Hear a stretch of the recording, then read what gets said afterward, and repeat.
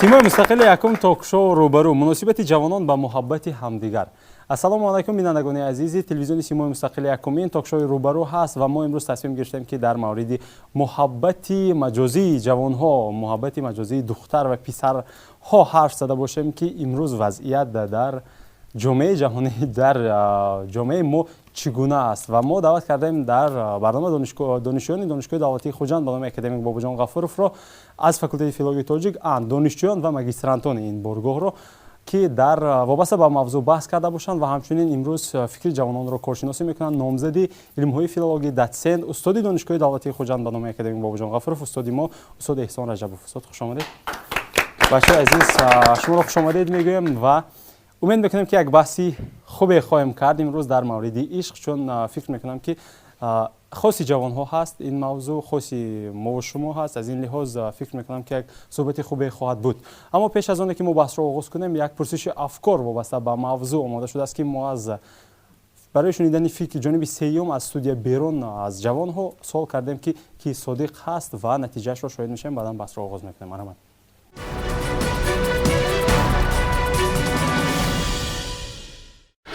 به فکر شما که وفادار پسر یا دختر؟ نه، من به هیچ کس وفادار نبایم. به فکر من هر دو طرف هم مقابل هست. نه، اگر که نمیدونم، به فکرم هر دوشون وفادار، اگر که عشقشان صمیمی باشه هر دوشون وفادار میشه. دختر؟ به فکرم دختر وفادار اصلا که همه نیده، همه هر خیلی. با فکر من هر دو طرف. هر دو. با خیالم پسر. دختر رو به وفا؟ ها. من عشق نه اینترس نه. یکاندش وفادار نه. برای چی؟ چون که باوری نیست. با عشق بیشتر دخترها وفادار، پسرها بیشتر مورد دختر بازی میکنن. چی میکنن؟ اصلا خیانت. پسرها بیشتر در دخترها بعض وفا میکنن. که با آدم دوست داره که نظر دوست داری. پسر. برای اگر مثال پسر اگر دختر شود، پسر با دختر عاشق شود، پسر همه خیلی سوزد و دختر گشتن. اگر دختر با پسر عاشق شود، پسر میگردد و دختر بسیارتر میسوزد. یک خیلیش هست یک خیلیش نه. هر خیلی.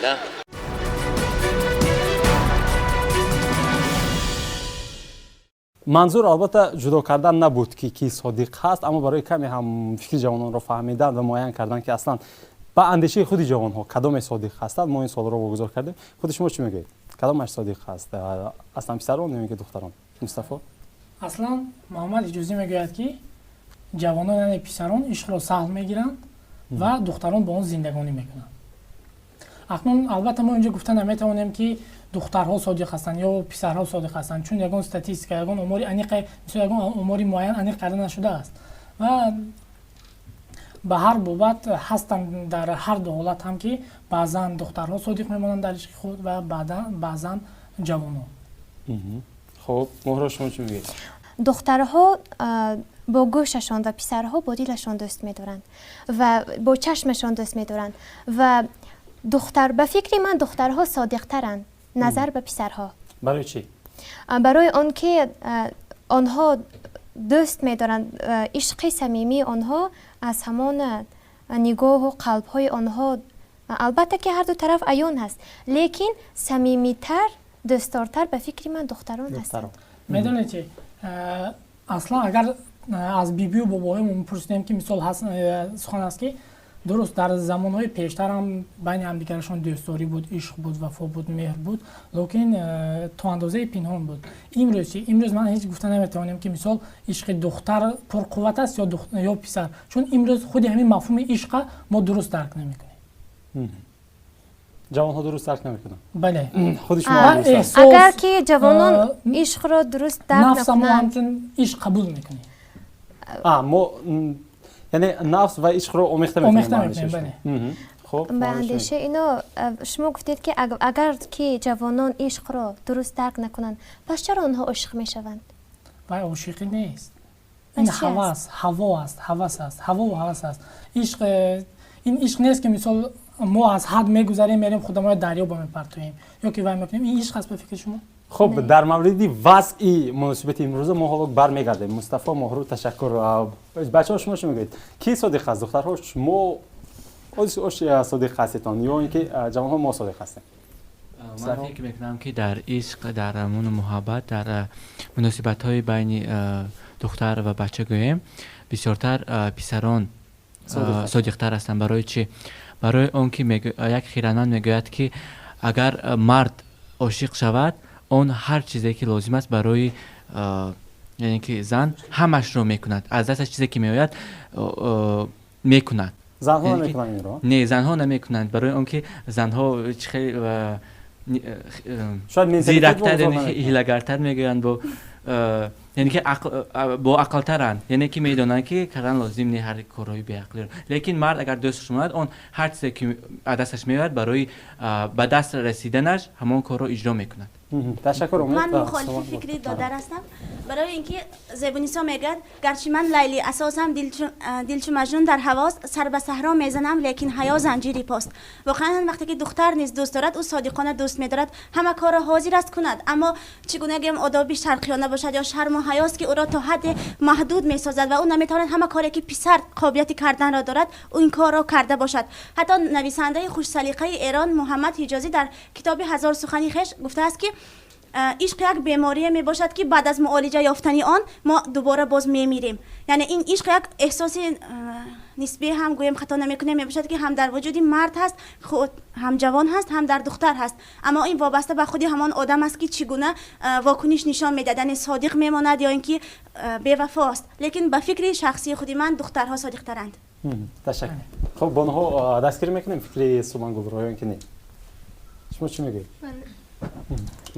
من کمی هم باشد فکری امید رو دستگیری میکنم، زیرا که پسرها از تحت دل عاشق میشوند، از ضمیر قلب وفادار هستند نظر به دختران. شاید. تشکر.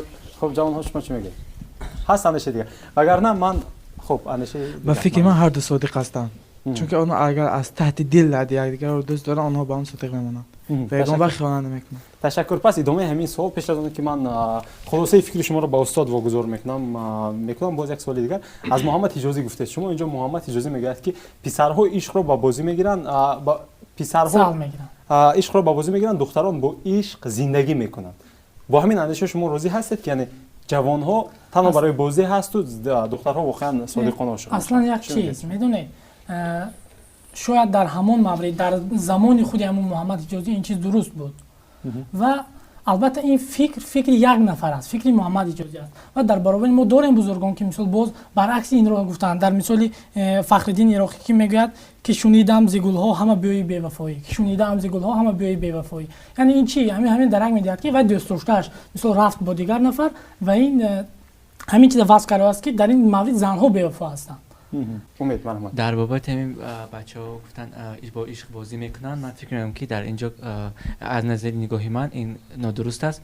برای اون که میگن محبت یعنی عشق این یک حسیات است که هر یک شخص در دوام عمرش آن رو با اون روبرو میشد و عشق آن رو در مییابد، یعنی که یگان قلبی نیست است که وای عاشق نشده باشد و اگر آن نفرانی که با عشق بازی میکنند حتما یک روز نه یک روز با همون عشق و میخورند که از تحت دل دوست داشته میمونند و این بازی نیست. تشکر. شمشاد بها دادن نه که عموما نمیشد که کی صادق پسر یا دختر. من فکر میکنم که آن نفری که از ته دل دوست میدارد خواه پسر باشد خواه دختر آن صادق تر میموند. تشکر. بچه‌ها با بودن خود عشق شما باوری دارید که این چیزی هوس نمی چیزی واقعی هست؟ بله. چیزی طبیعی هست.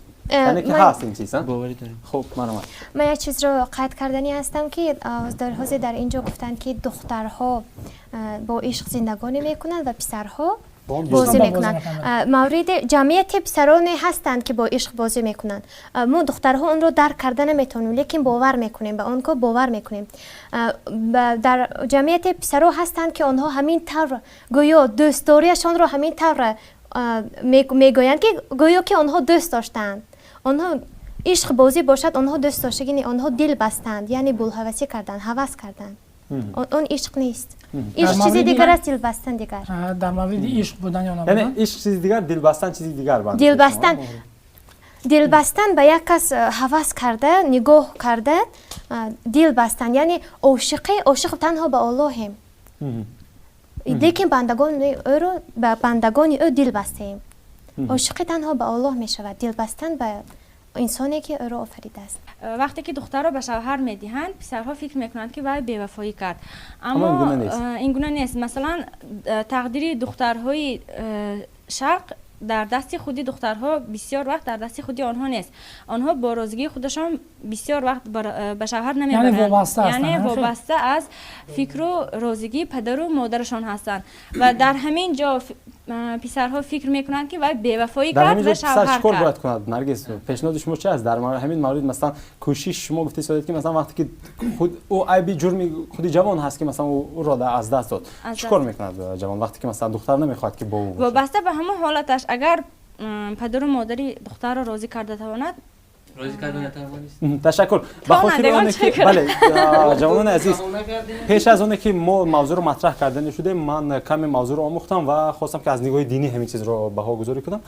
یک ثبت رو شاهد بودم که حتی مثلا همین گونه اندیشه هم بود است که در این وقتی که جوان به دختر مقبول نیست، پدر و مادر حتی مثلا گویا که همون امکانیت رو ندارن یا همون وظیفه دار نیستن که او را مجبورن به شوهر دهند یا چیزی دیگر، یعنی که حتما باید که به هم دیگر مقبول باشد.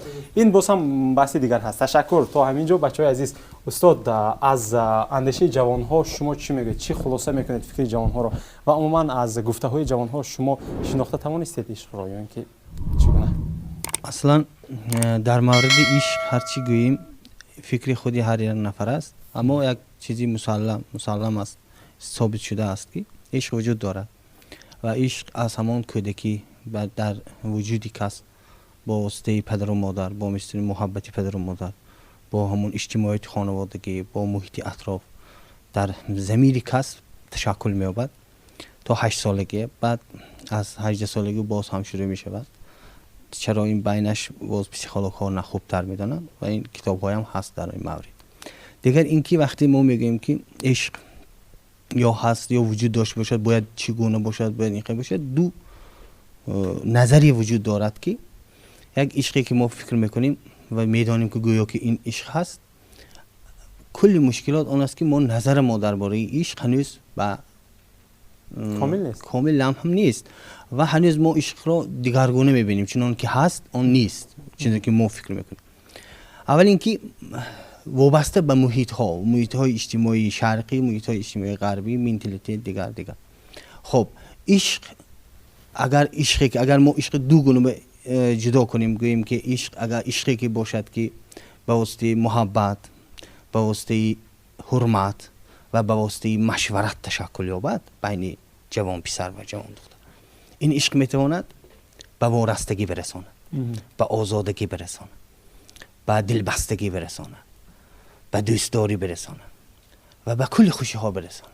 اگر ما از این نقطه نظر اگر عشق گوییم که عشق ما به واسطه اطاعت، به واسطه احترام گذشت کردن، چون که در احترام حسی وای هست، حسی وابستگی کناندن هستی، احترام و بعد یک عمر وابستگی هست که این عشق گونه که بین جوانهای ما و دخترهای ما، جوان پسرهای دخترها به وجود میاد، اینها میرود به کجا؟ به چی؟ یک عمر مجبور زیستن، وابسته زیستن، بعد یک عمر چون که خودت نیستی، چون که او میخواهد مانندی وای باشی، خواسته های وای باشی، نه اینکه خودت باشی. یعنی که ما از عشق آن طلب میکنیم که در دوم فهمش عشق دوست داشتی من چون که من میخواهد باید باشد، اما این طور نیست، باید نشود، لیکن همین گونه میشود. یک جوان پسر، یک جوان دختری که برزنی میگیرد یا عاشق میشود، میخواهد که چنان که این فکر کند و هم فکر کند، چنان که این سیب را دوست میدارد و هم سیب را دوست دارد.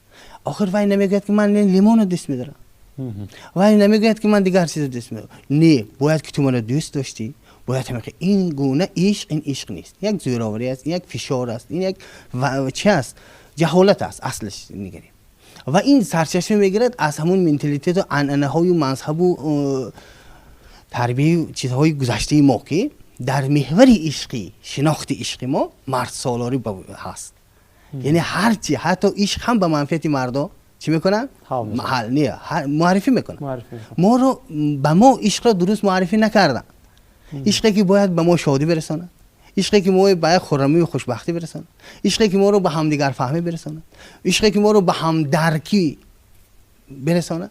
ما رو میگیرن یک یک زندانی که زندانی افکاری آن دوست داشته که نامش مرد است از نقطه نظری شرقی. اما اصلا عشق باید چگونه باید باشد اگر عشق وجود داشته باشد؟ من به نظری من، البته این نظری من است، به نظری من این که تو چنان که هستی من هم چنان که هستم. من توی به آن خاطر دوست میدانم که این خودم میخواهم و مشتاق تویم و تو رو خیلی با اون دوست میدارم که تو خودت هستی.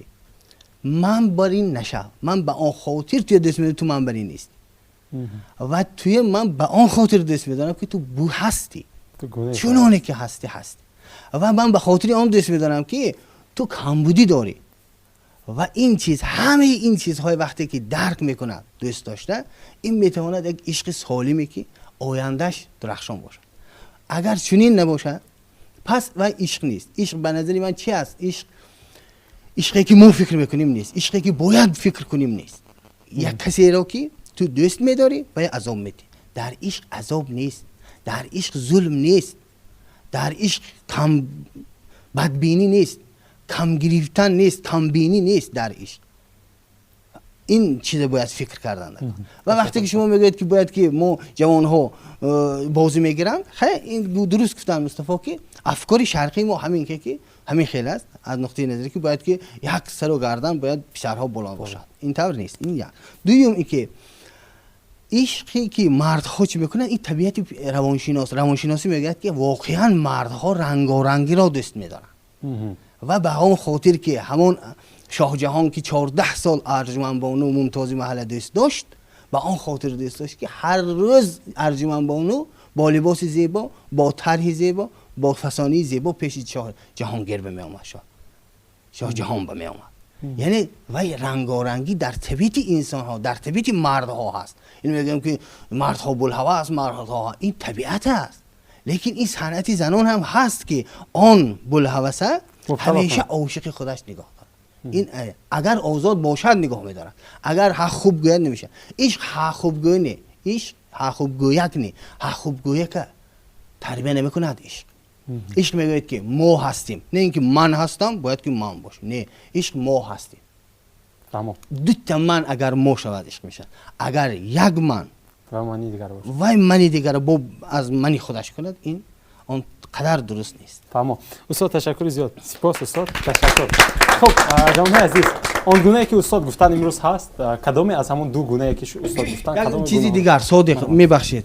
وفاداری هرگز باید انتظار شدن در کار نه که این وفادار ماند. وفادار همان لحظه که این به این پسند آمد باید که از بحر وفاداری گذرد. وفاداری هدف عشق وفاداری نیست. باید اینو ما دونیم، باید درک کنیم، با واقعیت روبرو شدن در کار. ما میدونیم که مثلا با مرگ چیکار میکنید اگر مرگ دوست داشتون از بین بره؟ نه با بی‌وفا میگید. یعنی بسیار چیزا هست که اما وابسته نیست و از خود ما وابسته باشد. اگر ما هدف ما وفاداری نه، هدف ما دوست داشتن از عشق، هر چی باشد دوست میدارم. اگر اون خطا هم کند، اگر وفاداری نکردن، این پرابلمی وای، این مشکلی وای هست. چون که من هیچ وقت خودم با اجازه نمیدیم که اگر وای وفادار شد عیب من باشه، یا اینکه اگر وای شد حد دوست نداشت هیچ غم نه. این یک وای با مورد دیگر این است که ما همیشه در عشق مهرگدایی را پرستش میکنیم. ما همیشه میخوایم که یک دوست داشته با ما مهر ورزی کند. ها؟ جانم گفت تلفن کند، صاحبش نویسد، این مهرگدایی ما. مهرگدایی به عشق نمیزیبد. عشق باید که همه چی طبیعی باشه. دوست میدارد غم میزنه. تو چرا ما برای ما امروز تلفن نکردی؟ ها تلفن نکرد، کارم بود تلفن نکرد. تو آسمان زمین رسید. نه تو من گنده دیگه، یا که چرا تلفنتون بند بود. با هیچ تلفن بند میشه. این چیزهای لطی بازک های مسخره بازی در تمام کتاب عشق نیست. این چیزا که از یک دیگر تو کمبودی کاوی، یک روز همون کمبودی میکنه، تو هر روز بگوی تو همین خیل یه روز همون کارتو میکنه. تو چرا این عیب پوشی هست اگر دوست داری.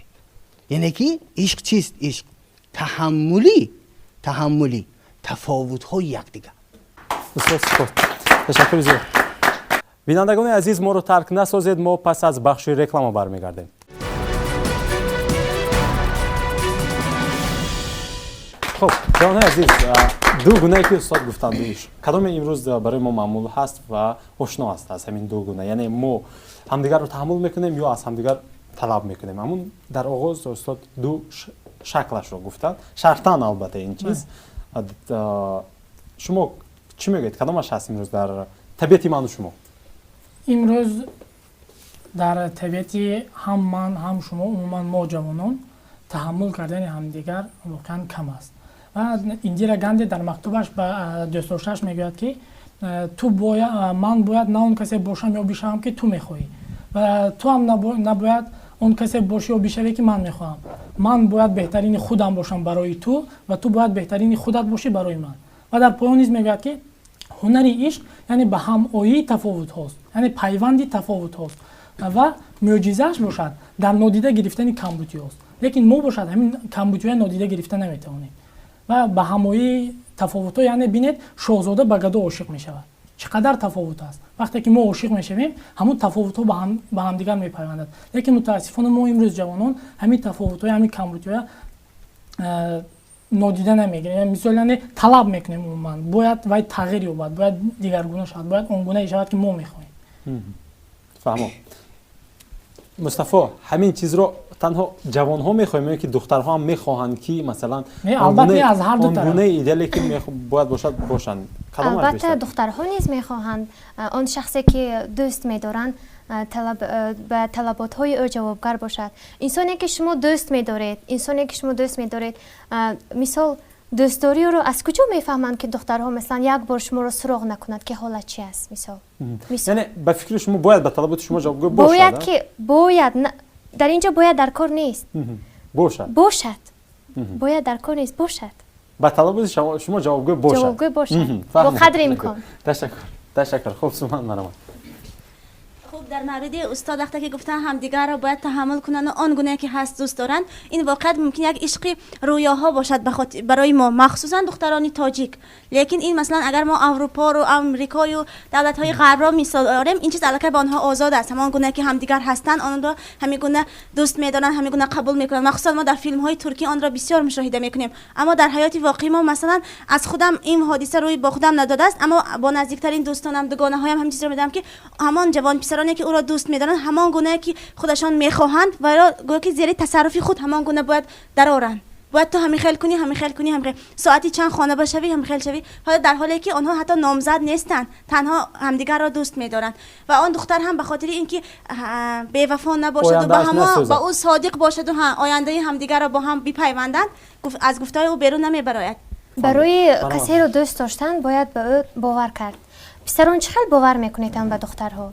وقتی که شما مراجعت میکنید زنگ میزنید وقتی که گفته ایستادن که باید سراغ نکند، عشق باید عشق ماند. خیر شما چقدر میفهمید که وای وفادار است؟ دختر شما رو دوست میدارد لیکن گپ نمیزند و من با شما صحبت نمیکند. این وفاداری باوری در کجا است؟ اصلا همین ثابت کردن شرط است که مثلا من با واسطه چیزی با تلفن کردنم یا با سراغ کردنم یا با چیزی ثابت کنم که من عاشق هستم یا من صادق هستم برای تو، من حق واقعا اصلا همین چیز ضرور هست. یعنی ثابت ساختن اثبات کردن اون که من عاشق هستم یا دختر ثابت کردن ضرور هست برای بچه‌ها. دختر البته اون حسیاتی که دختر دارد باید که اون رو گوید آشکارا. گوید البته و منتالیتی ما واگذار میکنه. نه حالا که نمیگذارد که دخترهای ما شرم میدارن از این چیز. گفته نمیتوانند که من تو رو دوست میدارم، حسیاتی اون رو پنهان میکنند. میگن که همه دخترها میگونه است، اما من در کوچه ها حالات دیگر رو من در اطرافم میدیدگی دخترها نیست اون دختری که میگوید که رود و بچه بیگانه مثال باشد گوید که من تو رو دوست میدارم. باید عشق اول از پسر سرچشمه گیرد بعد و یه دخترها اعتراف کنند. اینجا یگان قبل نیست که باید عشق اول از پسر سرچشمه گیرد بعد دختر اول. سبب دخترها گفتن نمیتوانست چون این چیز سبب اساسیش این وابسته بودن دخترها. یعنی وای هرچند که میخواهد گوید که من توی نظم میبینم، لیکن وای میدوند که وای وابسته پدر و مادرش است و اگر وای راضی نباشن این برآمده نمیتونه. مثلا وای چی با هم دیگر ایستادن نمیتونن. اون من دیر دوام نمیکنن. تشکر. ما رو الهی دیگر دارید مرام. میگویند که مرد اگر عاشق شود عالم گلستان می شود. زن اگر عاشق شود آخر پشیمان می شود. این عباره ها بهر چی نباشد؟ اگر که محبت از طرف مرد نباشد، زن چیکار کرده می تواند؟ او یگان چی میگه راهی ندارد که او رو پس پسر نمیخواهد که دختر بیشتر است که قدرت در دست مرد هست، یعنی مرد اگر بخواد میتونه که به دست آورد. در مورد بیان کردن اظهار محبت از طرف دخترها، مردها عموما پسرها وقتی که دختر رو دوست می‌دارن با جمله با سخن خود اظهار محبت میکنن، لیکن دخترها وقتی که همان حسیات خود را نسبت مردها نه با جمله بلکه با رفتارشان ثابت میکنند، آشکار میکنند.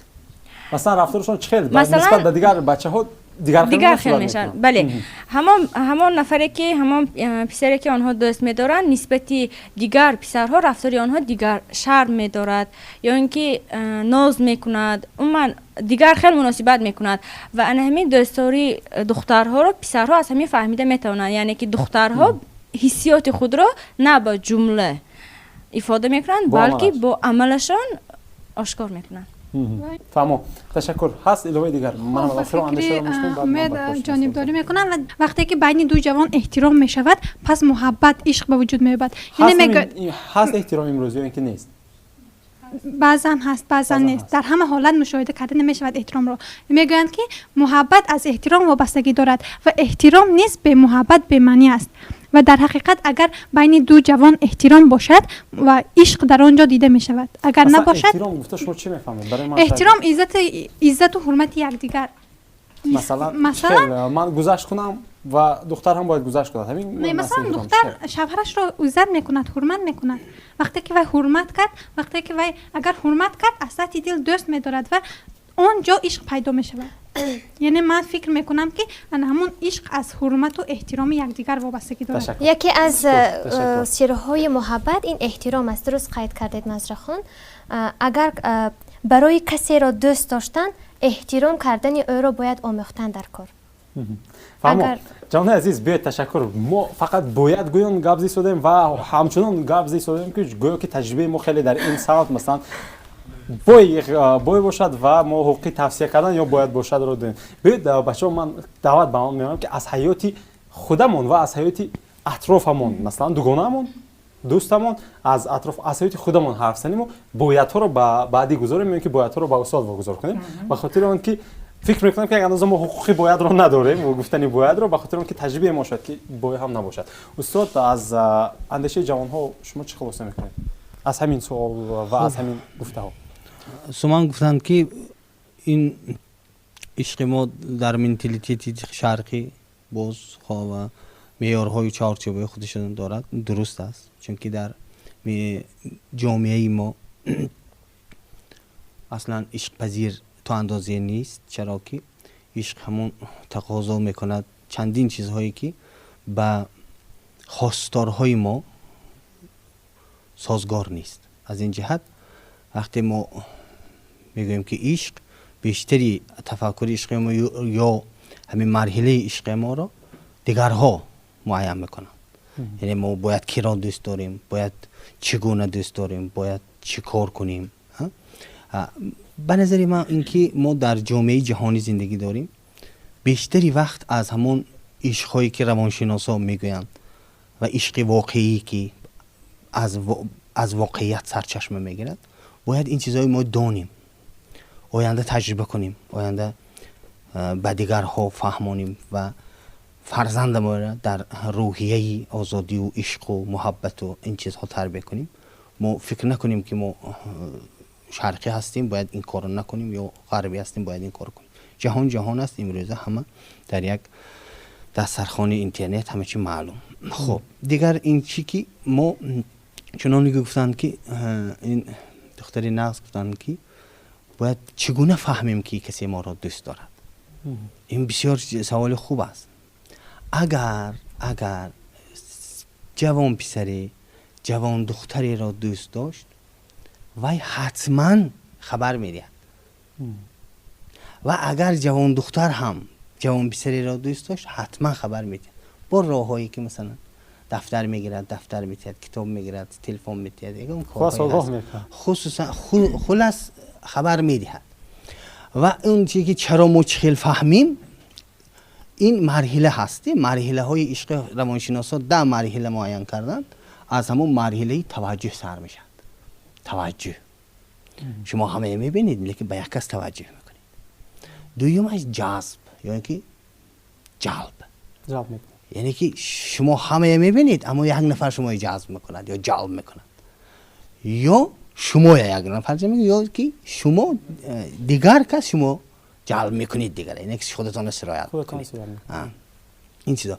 بعد مرحله بس برخورد هست واخوری است این برخورد ها با مرحله باز هم از همه بدش این است که وقتی که شما برخورد میکنید مناسبت ها سر میشد رابطه ها سر میشد گفتگو ها سر میشد این دوره خیلی حساس که شما کی بودنتانه به یکدیگر معرفی میکنید شما کی هستید و چی هستید البته این دوره به از یکدیگر خفه شدن ها از یکدیگر رنجیدن ها از یکدیگر با سری با مسئله آمدن ها باز تلفن های کشتن ها باز تلفن های امیدوار بودن ها سر می شود که این مرحله خیلی حساس که یک هفتهش خوب نمیگذرد یک هفته دیگهش با خوبتر میگذرد این چیزهایی که 10 مرحله هست اینه باید گفتیم که این مرحله ها که خودتون میفهمید کدام وقت شما دست میدارید نمیدارید این مرحله هر یک مناسبتش وابسته به خودش وابسته به تربیتش وابسته به مناسبتش وابسته به مثلا یک پسری روحانی یک دختره ناز دوست میدارد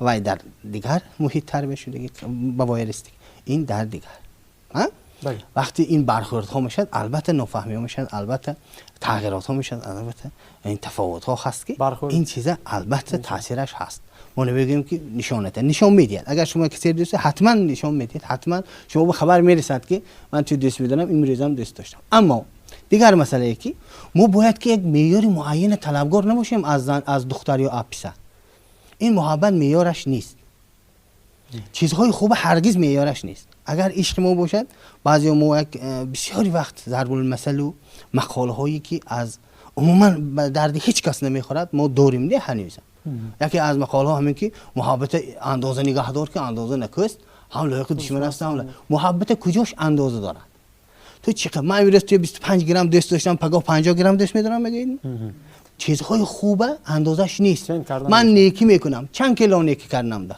چنون نیکی کردم دک که بی اندازه باشه چیزهای خوب اندازش نیست من توی چقدر دوست میدارم به همان به اندازه عشق یعنی نامحدود به اندازه عشق اندازه در این چیزها باید ما جستجو نکنیم در چیزی بد باشد هم عموما اندازه باید خودش نباشه نه اینکه اندازه بد باشه بلکه خودی بد نباشه ما میگیم که همه چیز باید اندازه باشد اینم یکی از چیزا دیگر مسئله که ما که چنون عشق ورزی نکن که وای میگیم ما بسیار میبالد یا از خود میرد دیگر این هم غلط است غلطی که ما در ذهن ما چی کردن متاسفانه از عشق به ما خبرهای خوب ندادن از همین سبب در تفکر ما که دختری که به یک پسر عاشق میشد موردی طعنه و ملامت و دیگر چیزها قرار میده دختری که میگوید من از تو میروم موردی همه گپ‌ها سری بیچاره زن سری بیچاره دختر میاد چرا تفکر شرقی که ما امروز داریم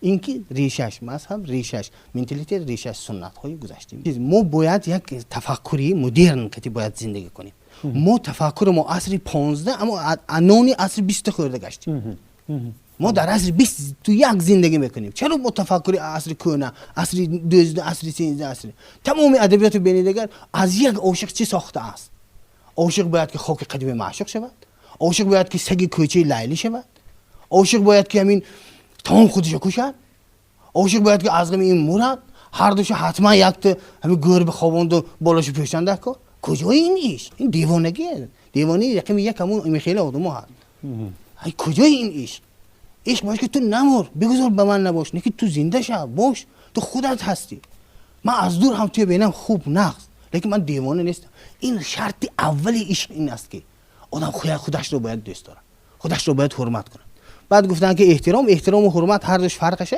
اگر شما احترام کنید در احترامتون وابستگی وجود دارد، یک حسی وابستگی. باید که شما احترام نکنید، حرمت کنید. در حرمت آزادی هست. فهمیدین؟ شما آزادانه عکس حرمت نکنید. خب دیگه یعنی که ما یک چیز فهمیم، یک چیز درست درک کنیم که نظر ما هم به عشق دگرگونه کنیم که عاشقی پدر ما از عاشقی ما فرق داره. زمان بسیار به صورت نور پیش میره و ما از این به این زمان هم قدم شده مونه. چرا ما به عشق حاضره که مثلا گل و بلبل و مثلا شمع و چراغ این به درد ما حاضر نمیخوره؟ شما یک دخترکی همسایه بشید در رستوران همسایه بند میشید، تگ قندیل در زیر قندیل شمع درگیرنده نمیشینید. چرا ما در عصر 21 مناسبت های عاشقانه ما، محیط عاشقانه ما، رمانتیکی امروزه ما با باورهای گذشته قیاس کنیم و به مثال بیاریم؟ نظری من این است که امروز هست زندگی چیست؟ همین لحظه. ای عزیزی دل من، تو همین لحظه مرا دوست بدار، من همین لحظه به قدرت برسم، همین زیباست و همین کافی است. عشق این چیز طلب میکند. عشق خرمی، عشق شادی میآفرد. هر کی عاشق بود چیزای خوب آفرید. فردوسی بزنش عاشق بود چیز خوب آفرید. ناپلیون عاشق زن بود دنیای گرفت. اسکندر عاشق رخشانه بود همه جای گرفت. عشق این عشقی که سازنده است. عشقی که نمیشد سوختم پختم مردم سری خبرم رفته گریه کردش. این کجاییش؟ تشکر استاد. فهمو. استاد تشکر زیاد. بیاید این گونه میکنیم بچه‌ها. من سوال رو برای شما این گونه واگذار میکنم که میگن که عشق یعنی منظور من مناسبت‌های امروزه هست، یک مرحله گذرنده هست و میگذرد. شما چی میگید؟ همین گونه است یا اینکه نه؟ از نقطه نظر شما اصلا شاید این سوال غلط هم باشد برای شما، چون شما شاید در مرحله باشید تا نگذشته باشد، یا شاید نفرانی از بین ما باشند که همین مرحله رو گذشته باشند و خلاصه برداری کرده هم توانسته باشند که ها این یک مرحله گذریش بوده است. خب چگونه؟ حالا ما هممون مبتلا هستیم، یعنی این مرحله رو نگذشتیم و این گذرنده نیست. به فکر شما یکی گذرنده است؟ گذشته که شما گذرنده است. خب اوید این سوال شما من فکر میکنم که عشق حقیقی، این فکر شخصی من شاید بعضی ها روزی نشوند، بعد از اویلادور شدن، یعنی که بعد از به هم رسیدن آغاز میشد و این عشقی که امروز میگن که من دوست میدارم تو اویلادور شوی، من فکر میکنم یک مرحله است که آن شاید دیر دوام نکند، شاید گویم آنقدر هم خوب نباشد. یک مرحله است که گذرانده است و بعد از گذشته اینکه وقت با گذشته گویم همون مرحله های وقت از بین میرود. من دیگر فکر دارم. خب به اندیشه من اگر عشق یک مرحله گذرانده باشد این عشق البته عشق نمیشود. تصور کنیم چی؟ مثال گفتیم مرحله گذرنده است. وقتی که وای اگر دختر شوهر کرد یا که پسر یک زن نگفت، همین مثال همین مرحله در نظر داریم که اگر مرحلهش گذشت و جنبه است و تمام. وقتی که مثال بگذار همون دختری که مثال همراه پسر همدیگرش دوست می‌دارد شوهر کرد یا برعکس پیش از دختر شوهر کردنش پسر مثال اویلادور شد. و باید مثال اگر وای عشق واقعی، مثال اگر عشق ما عشق واقعی باشد، ما در حقیقت صمیمی دوست داریم، عشق ما میماند، هرچند که بعضا مثال داخلی و به یگان چیز دیگر جاری و داخل میشود در مثالی کمتر نفرت یا که مثال عموما من فکر میکنم که عشق این مرحله گذرنده نیست. من الهام میکنم سخن بعد شما گفت زنید. خب نینا مصطفی گفت که مرحله گذرنده نیست، یعنی که به خاطر که و مثال گیم دیگر شوهر کند یا که مثال گیم پسر دیگر زن گیرد، این مسئله اینه که این عشق نیست.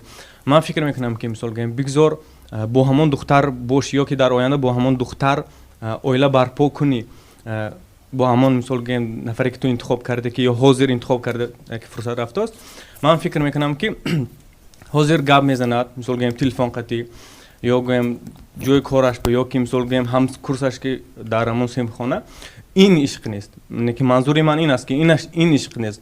مثال گیم بعد که این دو نفر یا که این گیم هم کورس یا هم صف عموما در بعد از اویلادور شوند که بعد عشق حقیقی پیدا میشه، یعنی که بعد گیم آن عشقی که مثال ما خواستیم یا که ما میگیم بعد پیدا میشه. لیکن بگذار مثال گیم تو همون نفر گیری، همون نفری که مثال حاضر همراه وای هستی، لیکن مثال گیم گپ زنی شما یا که رفتار شما یا که عموما مرحله که از شما از سر میگذارید، من فکر میکنم که این عشق نیست. به خاطر من با که به مصطفی همراه شدم، من جای پنهانیش نیست، این چیز از سر گذراندم. من فکر میکنم که این عشق نیست. من یک مرحله گذریش هست. تشکر. من ایلو کردنی هستم که عشق گذرانده نیست، لیکن انا همون عشقی که در دوری جوانی بود، وقتی که کلان سال علاقه می شود شکل دیگر رو می گیرد. وقتی که جوان دختر و جوان پسر پیش از اوله داشته آنها هم دختر خودش رو خیلی بهترین خودش رو نشان میدهد، پسر هم بهترین خودش رو نشان میدهد، لیکن پس از اوله دار شدن اگر همون دو دست داشته به هم اوله دار شوند کمبودی های خود را بعداً آنها احساس میکنن، بعداً میبینن و آن همون دست داره شاید شکلی دیگر رو گیرد و این هم از مناسبتی هر دوی آنها وابسته است که همون عشقی که در جوانی داشتن پایدار نگاه داشته میتوانند و دوام داده میتوانند یا اینکه نه. اندیشه شما عشق مرحله گذرانده است یا نه؟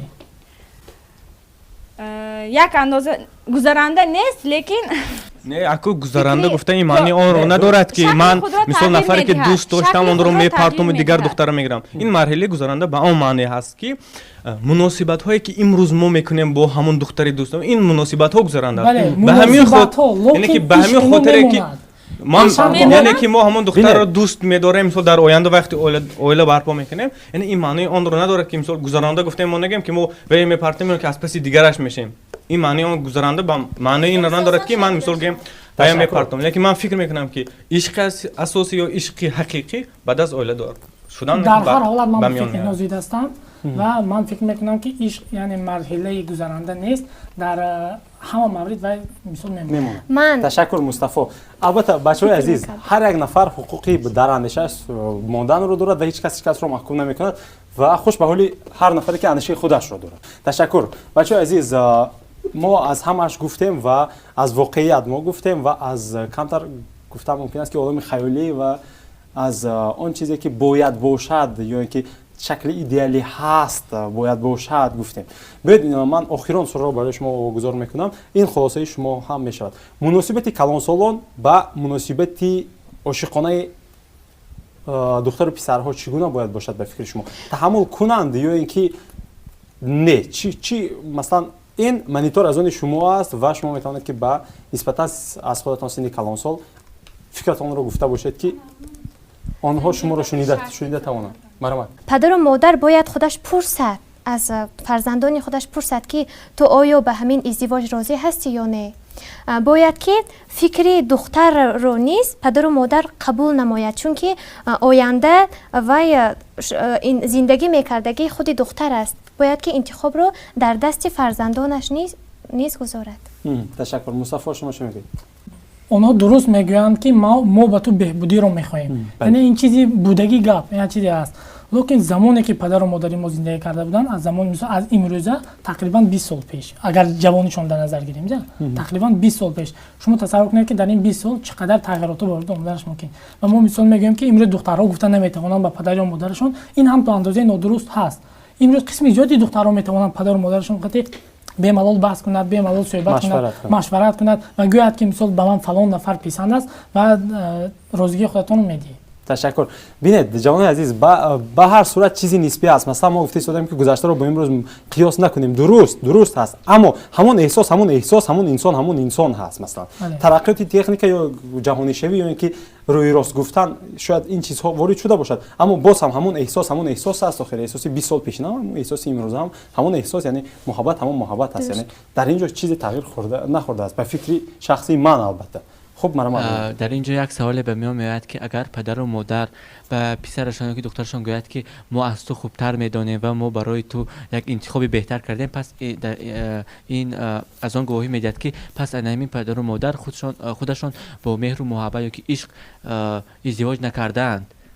و نظر من در این بابت چنین است که باید پدر و مادر باید تحمل کند، خواه این دختر باشد یا اینکه پسر باشد، باید که آنها به عشق خودشان رسند، نه اینکه به اون نفری که آنها انتخاب کردند.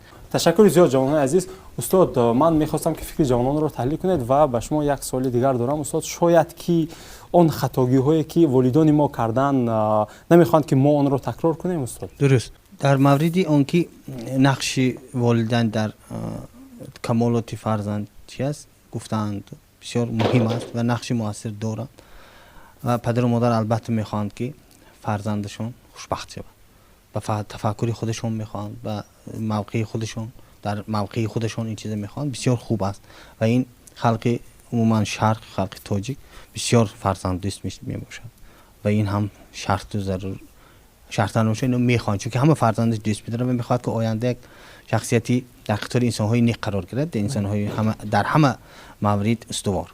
برای همین هم اینها در تصمیم گیری فرزندشون میخواهند نقش بازن، چرا که اون چون که گفتید اشتباهاتی که خودشان کردند و حرفای پدر و مادرشان نگرفتند و چیکار کردن، اینا نمیخوان که اون اشتباهی که خودشان تکرار کردن فرزندشان تکرار کنه. این چیزی بسیار طبیعی، مهم و در همین منتالیتی ما رایج به این بحث نیست، چون که میخواهند همین چیز. لیکن یک چیزی در خودی همین بین جوانان این هم باید به نظر گرفته شود. ما همیشه از رمانتیکا گفته ایستادیم، اما اقتصادیات هم هست.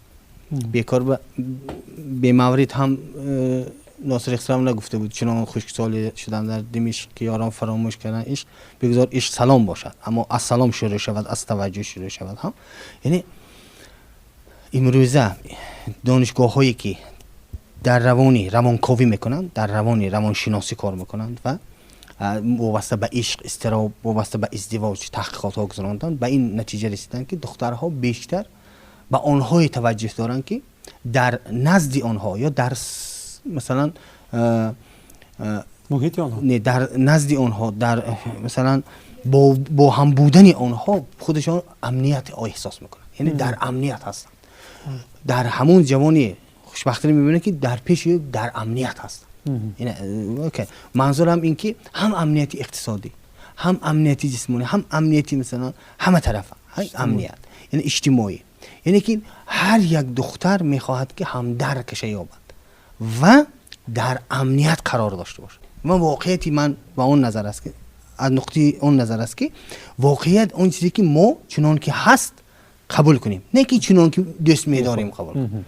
مثلا من شما دختری را باید دوست دارید که چنان که دوست دارید، یا که یک مثلا حادثه را اون چیزی که ما دوست می‌داریم فکر می‌کنیم که درسته، نه که اون چیز درسته باید دوست داریم. این چیزا باید فکر کنیم. ما هر چیز یک چیز یک فکر جانبدارش هستیم و فکر جانبداری میکنیم برای اون که اون چیز خود ما دوست می‌داریم. فهمیدم. شرطی که ما درباره عشق فهم میکنیم باید که خودشناس باشیم. خودشناس چی است؟ کی باید خودشناس؟ یکم نفری که خودش رو دوست می‌داره. دوستان به معنی ایگویستی یا اینکه خودخواهی نه، بلکه خود دوست داری. خود دوست داری. چی است؟ یکم چیزی که باید شما توجه دیگران رو به خودتان جلب میکنید، زیبا باشید. زیبایی رو باید از پیش شده شد. هر کسی زیبایی، هر کس دوست می‌داره. از نقطه نظر دینی هم گیرید که خدا میگه که من زیبا رو دوست می‌دارم. زیبایی باشه. این چیز مورد توجه دیگه. چرا دخترها یک و نیم ساعت نزد آینه میشینند هر سحر؟ چون که زیبایی این در طبیعتشون هست. در طبیعتی همه هست. خب وقتی زیبایی شد این خودشناسی تشکل میده دیگه، این چیزها دیگه روندها. دومیش دانایی. وقتی که دانا شد حتما توجه کسی چی میکنه؟ جلب میکنه. این مرحله های اگر خودشون وقتی که دانا شد، وقتی که توانا شد، وقتی که زیبا شد، وقتی که نیکو شد، حتما چنین انسان رو جستجو میکنه. وقتی که دانایی که دانایی، زیبایی که زیبایی، نیکویی که نیکویی با هم ازدواج میکنن، البته فرزند نیکویی میشود، فرزند دانایی میشود، فرزند زیبایی میشود. و این چیز پرابلم ما، این چیز مشکلات ما هست که در جستجو و در انتخاب خیلی غلط میکنیم. چرا؟ در اساس احساس، در اساس غیر واقعی نگریستن به حادثه. در جیبتان یک عاشق در جیبش 100 تومان نیست، فکری $100 گل خریدن و بردن به محبوب دادن را دارد، در حالی که چنین واقعیت نیست. فهمم. و وقتی که میداند که وای دخترکم اینم عدسش نمیاد، لیکن فکر میکند که این یک وقت و یک میشد که چرا تو در آرزوهای آینده زندگی میکنی؟ این یک چمدان آرزو داشته باشد، یک چمدان آینده داشته باشد، حاضر چمدانش به چیه برای تو؟ این چیزای فکر کردن. فهمم. یعنی که تفکر ما وابسته عشق میگم. برای چی عشق اینقدر بی آبرو شد؟ هر کی عشق بده عشق نیست. اینش میپرسید. من دیدید در همه من باورم نیست میگه. یک تاش میگه که زنها همیشه ما عیب دار کردن دوست میداریم. اینش میگه مردا، اینش میگه عشق نیست. چرا؟ چون ما درست عشق معرفی نکردن. ما احساس عشق بهترین، زیباترین، خوبترین که انسانو با کشفیات ها میبرد، انسان به کارزارها میبرد. دان کیخوت خانیدگر به خاطر دونسینه‌اش چقدر دیوانگی میکنه، به خاطر عشقش. یک بار دونسینه برود من بینه. این عشق انگیزه دهنده زیبایی ها، دانایی ها، توانایی ها، قهرمانی ها، نه اینکه عشق برعکس باشه. هر چی که عشق آدم کمتر، بی آبروی‌تر، شرمنده‌تر دیگر میکنه و عشق نیست. یک بازی های هست، مهرگدایی های هست که چرا من تلفن نکرد؟ مهرگدایی دیگه. ما خیلی مهرگدا هستیم در جامعه. اگر یک از ما سلام چرا سلام نداد؟ کارت چی سلام نداد؟ خب چرا تو به من این بسیار مهمه. برای همین و نقشی پدر و مادرها خیلی مهم در انتخاب همسری فرزندشون. البته این خیلی مهم که حتی تقدیر ساز. لیکن از نقطه نظری مثلا پسیکولوژی یا روانشناسی مدرن نگاه کنیم، اگر یک چیز ضعفش این است که بیشتر از جای ما تصمیم میگیرن دیگرها. ما فقط در توی ما خرسنگ میزنیم، در توی خود ما. این توی به پدر و مادر ما مبارک است، به دیگرها به خود ما مبارک نیست، چون که بیان کردن. چرا ما انتخاب کردن میتونیم؟ با سببشه، چون که ما هنوز با پولی پدر و مادر ما استقلال نیستیم در اقتصادی اقتصادی ما نرسیدیم. چون که ما با 7 بدر شوهر دادن نکن، 20 بدر انشو زنگ دادن نکن. نباشد این میبرد، یگان چیز میبرد، یگان کاری فوجی میشه اگر نخیر نکن. با اگر دختر در دیه ها عموما خیلی حاجتی گپ هم نیست، تراژدیه. اگر دختر حج گذره تمام باید پیر دختر کرد. این تفکری تماما عصر گذشته است. بله، در این مورد درست. تشکر استاد. تشکر زیاد. تشکر زیاد. بینندگان عزیز، ما در مورد عشق صحبت کردیم، بحث هم کردیم، ما اندیشمون رو گفتیم.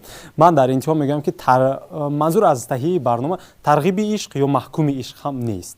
عشق چیزی طبیعی هست و هست. منظور تحلیل وضع امروزه بود و منظور این بود که هر نفری که ما رو میبیند شاید یک مرتبه به خودش میاندیشد و شاید اون خلاصه هایی که اون اندیشه هایی که جوان ها گفتن، استاد گفتن، شاید به خودش تحلیل کرده میگه که ها در کجا، در کدام سطح قرار دارد و چگونه باید باشد. اگر همین گونه من فکر میکنم که برنامه موفق بود. اگر نه، باز هم خلاصه درست از خود شما است. من خاطر رسان میکنم که در برنامه ما دانشجویان دانشگاه دولتی خوجند به نام اکادمی باباجان غفورов از فاکولته فیلولوژی توجیه اشتراک کردند و فکر جوانان را کورشیناسی نمودند. دوسنت همین دانشگاه، نامزد علمی فیلولوژی و همچنین شاعری جوان استاد احسان رجبوف. خوش آمدید. تشکر زیاد.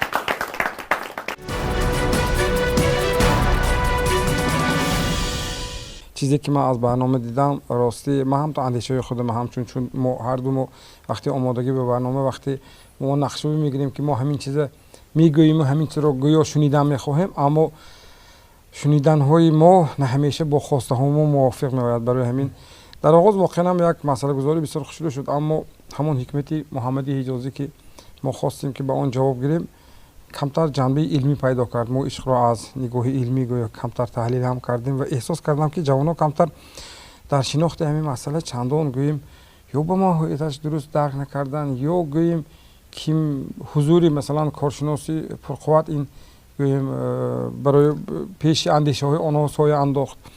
اما یک چیزی دیگر من برای خودم گرفتم. این برنامه برای من یک چیزی دریچه دیگر را باز کرد. مثلا عشق این بسیار یک احساسی بلند است که از خداوند برای بندگانش آمده است. من نگاه کنید، مثلا شما پدر و مادرتون شما را اینقدر دوست می‌دارند و شما اینقدر فرزندتون را دوست می‌دارید و این ازلی است. این از خالق یکتا برای بندگان آمدگی و از روی تعلیمات مثلا بزرگان سخن، حتی تعلیمات ابو حمید محمد الغزالی هم میگوید که عشق یک طرفه است، که مثلا یعنی فرزند انا همون مهری که پدر و مادر به فرزند می‌دهد برگردانده نمی‌تواند.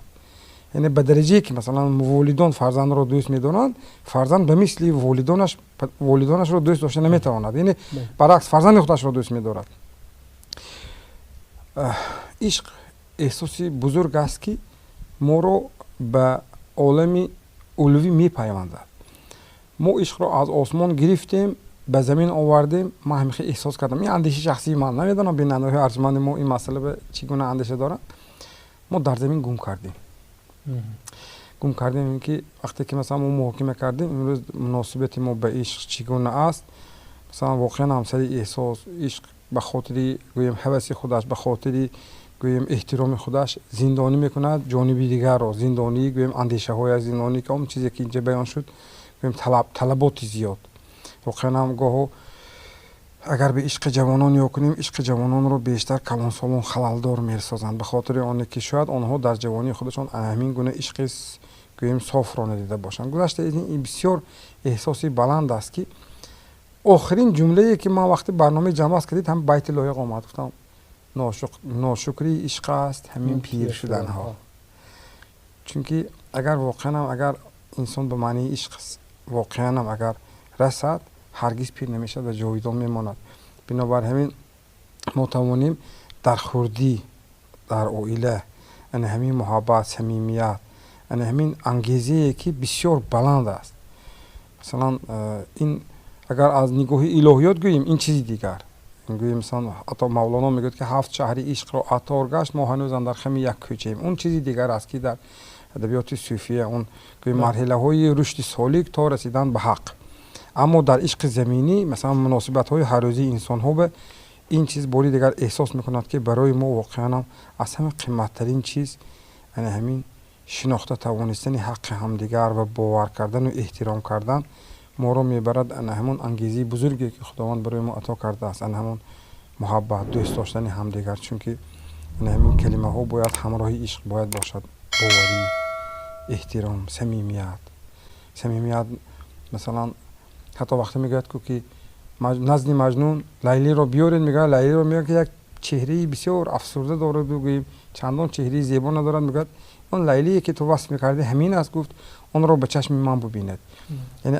چون واقعا هم دوست میدارد نزد گوییم عاشق تمام عیب های معشوق پنهان است و خداوند نیز مثلا اگر از موضوع الهی گویید خداوند هم بندگانش را با همین علت هایش دوست میدارد پس ما انا همون جبران انا همون محبت رو باید داده توانیم این اندیشه شخصی من بود باقی خودتون میدانید تشکر استاد سلام تشکر زیاد خوب